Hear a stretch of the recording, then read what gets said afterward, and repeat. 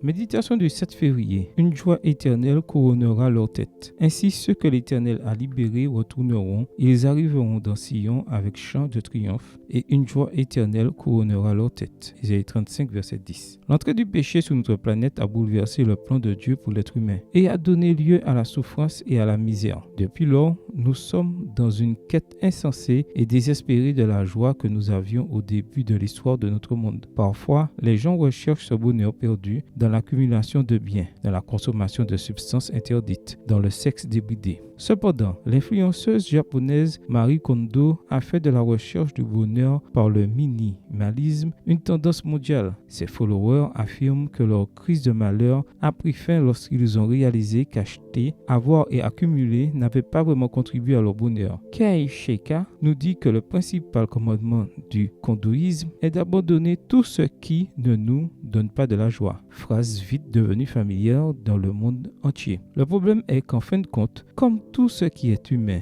le minimalisme finit aussi par nous conduire sur le chemin de l'égoïsme. Nous jetons à la poubelle tout ce que nous considérons comme inutile et qui ne correspond pas à nos aspirations les plus élevées. Que ce soit une personne ou une chose, et c'est tout. Que nous soyons attachés à la consommation ou au minimalisme, nous ferions bien de nous rappeler que, même dans l'abondance, la vie d'un homme ne dépend pas de ce qu'il possède. Luc 12, verset 15. Et quand nous distribuons tous nos biens pour la nourriture des pauvres, si nous n'avons pas l'amour, cela ne nous sert de rien. 1 Corinthiens 13, verset 3. Le bonheur ne trouve donc pas son essence dans le fait de posséder ou non des biens matériels. Le vrai bonheur consiste à accepter la rédemption que le Christ nous offre. Le prophète l'a exprimé en ces termes. Ainsi, ceux que l'Éternel a libérés retourneront. Ils arriveront dans Sion avec chant de triomphe et une joie éternelle couronnera leur tête. L'allégresse et la joie s'approcheront. Le chagrin et les gémissements s'enfuiront. Une joie éternelle couronnera la tête des rachetés. Éternelle, oui, éternelle, parce que leur joie persiste dans la maladie et dans la santé, dans la pauvreté et dans la richesse, dans les bons et les mauvais moments. C'est une joie qui ne dépend pas des circonstances, mais de la rédemption. Amen. Bonne journée à vous et que le Seigneur vous bénisse.